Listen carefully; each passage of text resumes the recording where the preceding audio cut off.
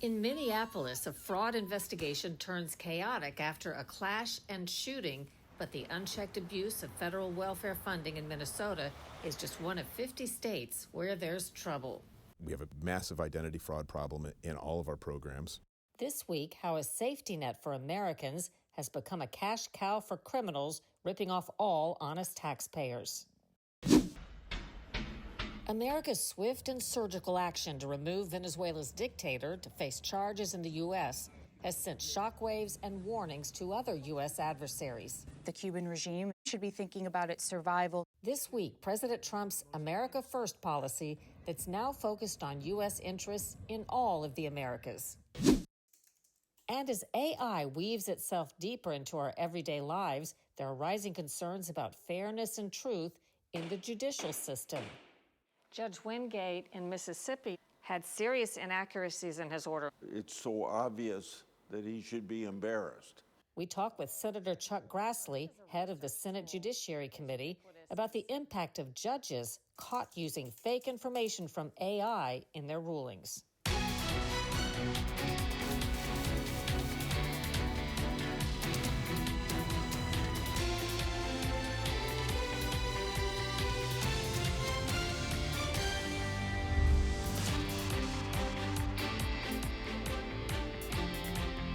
Welcome to Full Measure. I'm Sharyl Attkisson. We begin today in the troubled city of Minneapolis, Minnesota. Tensions are heightened and investigations up and running after a federal immigration agent shot and killed a woman who was allegedly barreling her car toward him Wednesday. There are claims of self-defense on one side and accusations of murder on the other. But the agents are there in the first place under a massive surge of 2,000 Homeland Security agents deployed in part to investigate a multi-billion-dollar fraud scandal. Prosecutors say the case involves the theft of $250 million in taxpayer money to feed needy children. At least 78 people, mostly from Somalia, have been charged so far and dozens convicted. Investigators have now expanded to broader allegations in multiple states regarding housing assistance and Medicaid-funded autism services. Cases allege bogus autism therapy providers and kickbacks given to parents. U.S. attorneys say about 90% of the defendants in the three schemes are from Somalia. Minnesota U.S. Attorney Joe Thompson has stated that half or more of $18 billion in federal taxpayer money given through 14 high-risk Minnesota programs since 2018 may have been lost to fraud. How could such massive scams happen and go on for so long? Lisa Fletcher reports. 60 years ago, President Lyndon Johnson laid the groundwork for modern anti-poverty programs, launching his Great Society agenda. The plan reshaped the federal government's role in fighting poverty, expanded health care through Medicare and Medicaid, and increased federal involvement in education and civil rights, among other programs. The Great Society asked not how much, but how good. The first-year price tag, $1 billion. Today, the system it spawned costs more than $1 trillion a year, and a staggering share is lost to fraud, waste, and abuse. According to the U.S. Government Accountability Office, the nonpartisan watchdog that audits federal spending, most of the bad or mistaken payments are in three programs: Medicaid, the health insurance program for low-income Americans; Supplemental Nutrition Assistance Program, or SNAP, the grocery benefit once called food stamps; and Supplemental Security Income, or SSI, monthly cash help for very low-income people who are elderly or have disabilities. All told, those errors, much of which is fraud, add up to about $521 billion a year. To be clear, that's about half the total cost of the program. We have a massive identity fraud problem in all of our programs. Andrew McClenahan is an investigator for the United Council on Welfare Fraud. He says the root cause is simple: we don't verify.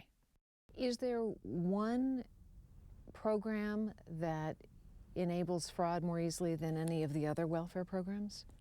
Well, they're tied together. So in Medicaid, states have the option, it's called 1634 option, that allows the Social Security Administration to determine eligibility for SSI. The problem is that Social Security Administration bases their eligibility still on the honor system. The SSA Inspector General has said you need to verify everybody's eligibility. They don't. That means that liars and millionaires can get on SSI. In many states, SSI opens the door to Medicaid for seniors and people with disabilities, and often makes them automatically eligible for SNAP, multiplying the opportunity for fraud.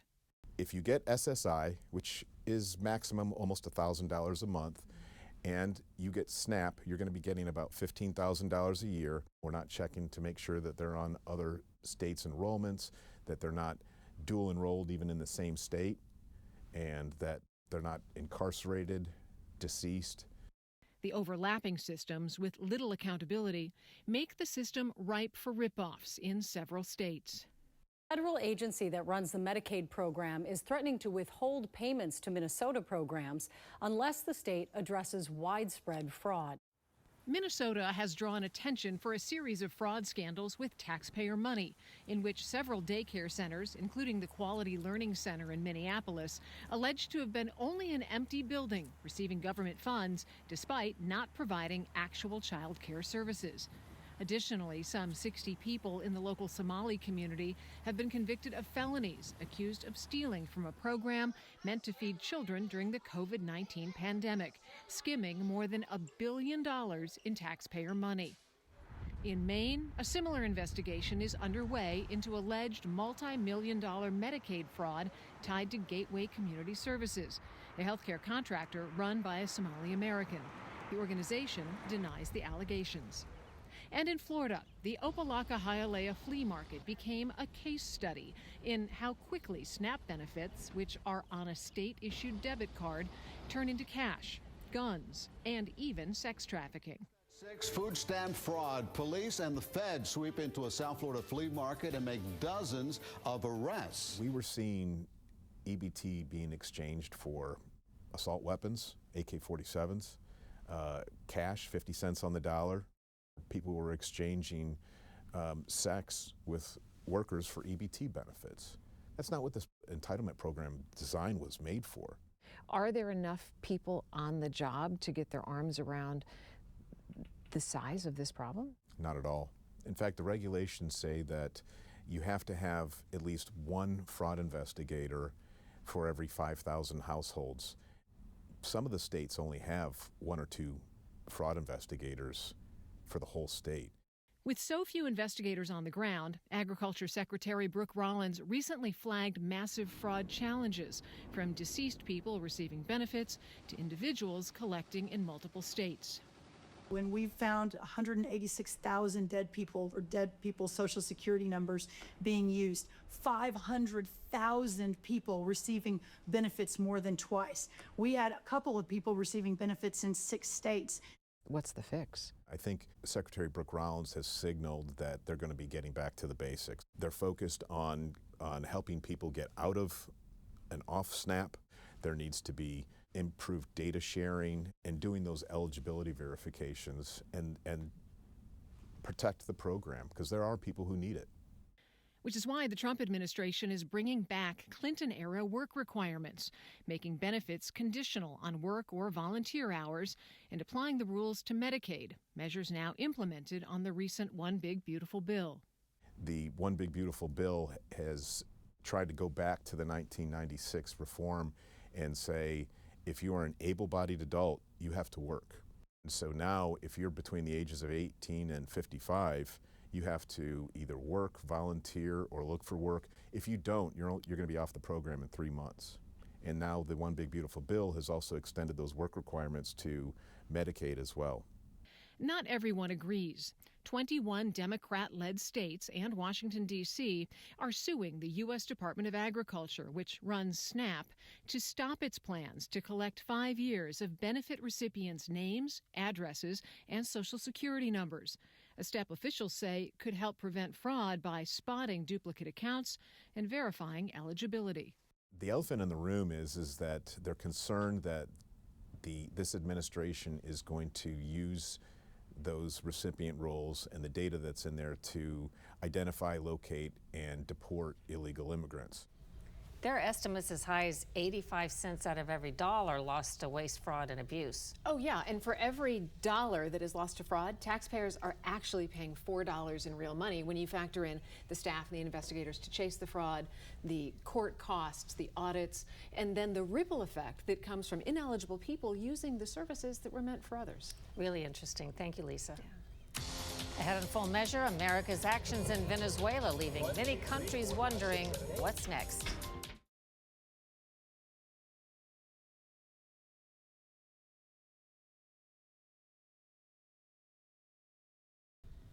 A little more than a week after the U.S. raid on Venezuela, a regional power shift is being felt.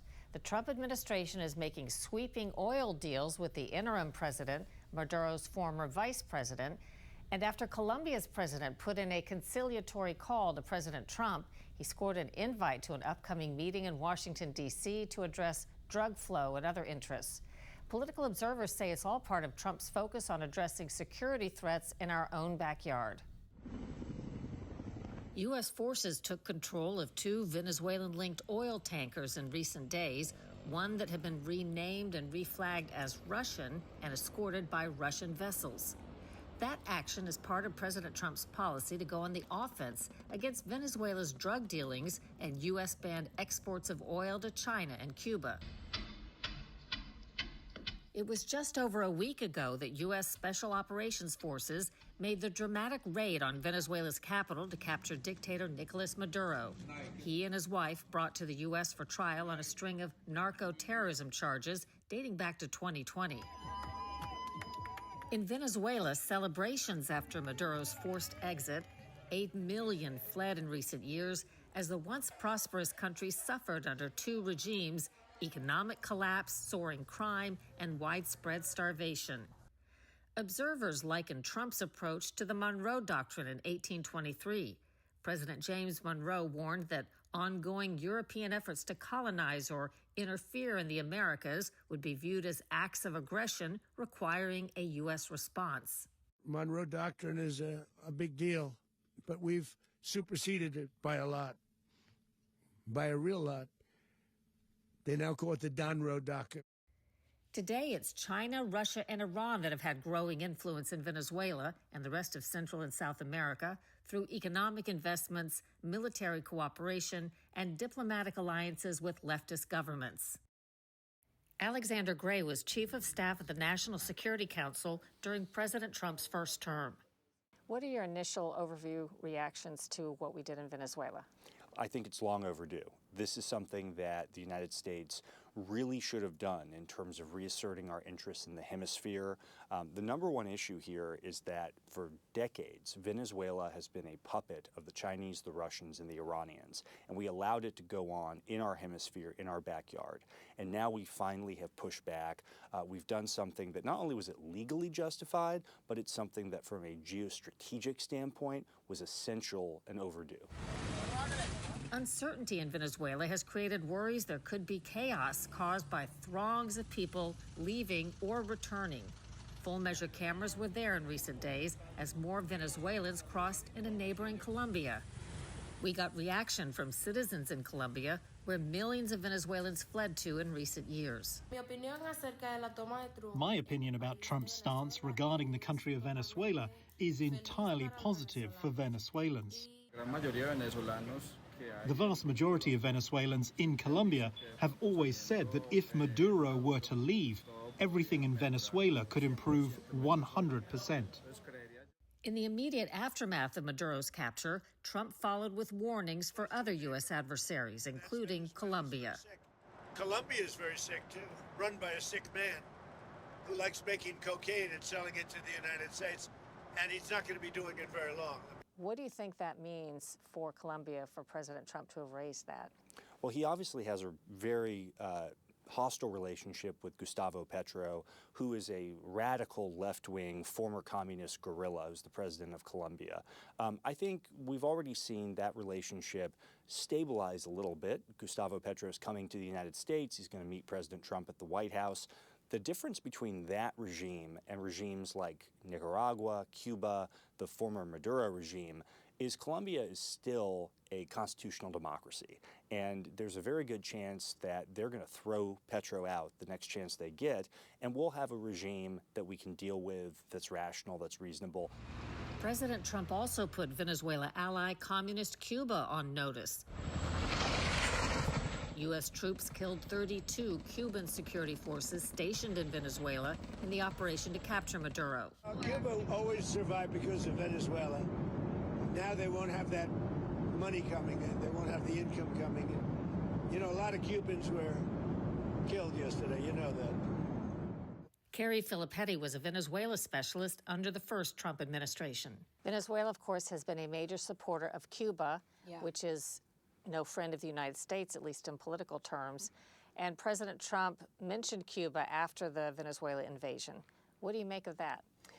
I think the mention of Cuba is more to do with the natural decline of the Cuban regime now that it no longer has a lead patron. So if we look at the entire history of the Cuban regime, it has always relied on some kind of external actor, whether it was the USSR, when that fell it became Venezuela, and now the question is who is going to be their next patron. So I think the regime should be thinking about its survival, not so much that the U.S. is going to do an operation like what they did against Maduro, but more that their system and their repression apparatus cannot survive without having a patron, which they no longer have.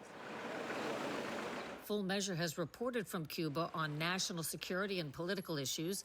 While there, we discovered the return of Trump with the new Secretary of State put the Cuban government on guard. With Marco Rubio named as Secretary of State, what do you think that does to the prospects of better relationship of any kind between U.S. and Cuba in the next 4 years? He's a known enemy of Cuba. He's never set foot on Cuba. He wasn't born in Cuba. He's been vocal in wanting to overthrow the Cuban government, to change Cuba in a way that is liking to him or to the people that surround him, or perhaps to the U.S. government, not in accordance with the desire of the people of Cuba. In recent days, Venezuela's regime released several political prisoners and was expected to free many more, prompting President Trump to say he's canceling a second wave of attacks planned on the country. Coming up on Full Measure, judges caught using fake information from AI in their rulings.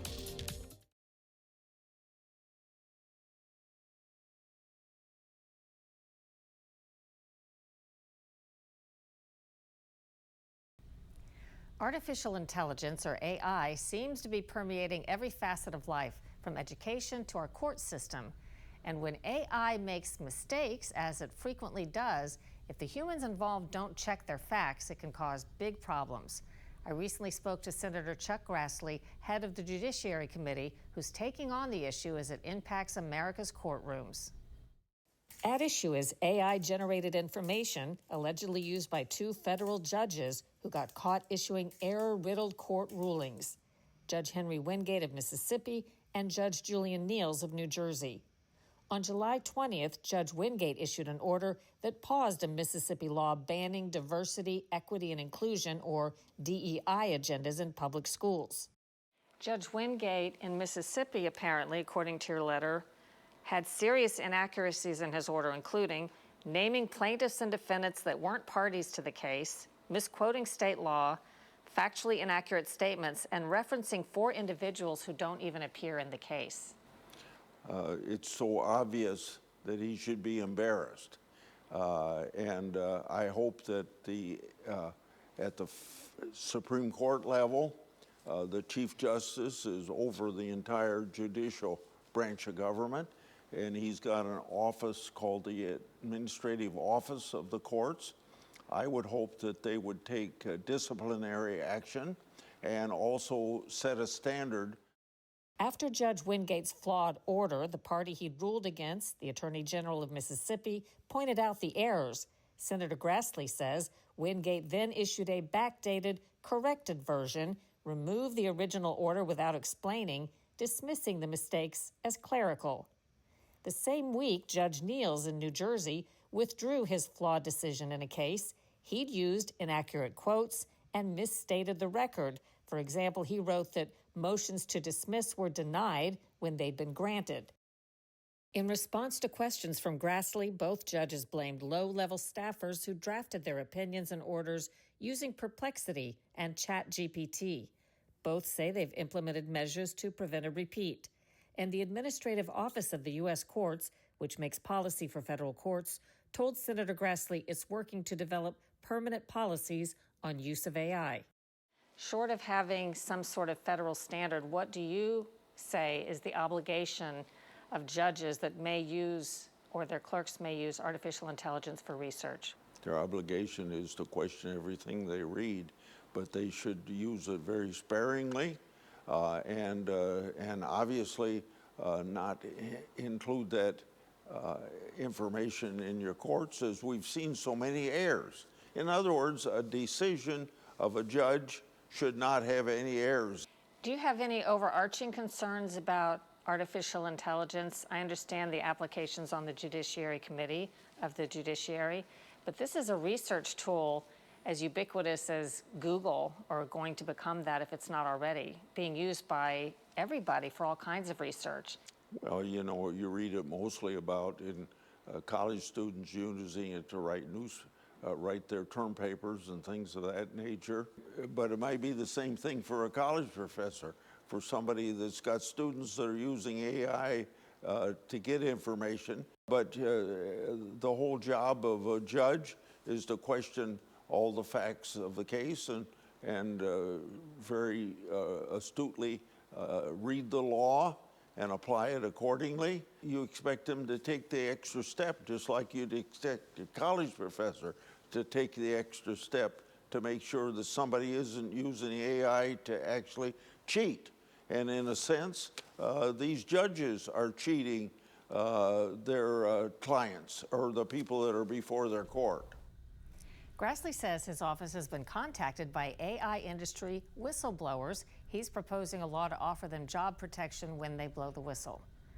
After a break, what's ahead next week on Full Measure?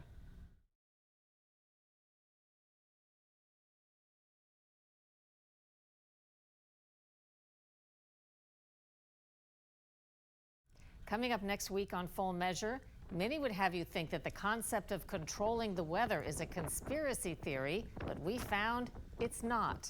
No one's denying that the technology exists and that it's even being used, but it's who is using it and for what purposes, and can you stop a storm that you start? Our investigation exposing a remarkable lack of oversight when it comes to attempts to impact your weather and even efforts to dim the sun. Next week on Full Measure. Don't forget to check out my latest bestseller, Follow the Science: How Big Pharma Misleads, Obscures, and Prevails. Until next time, we'll be searching for more stories that hold powers accountable. Thanks for watching. I'm Sharyl Attkisson.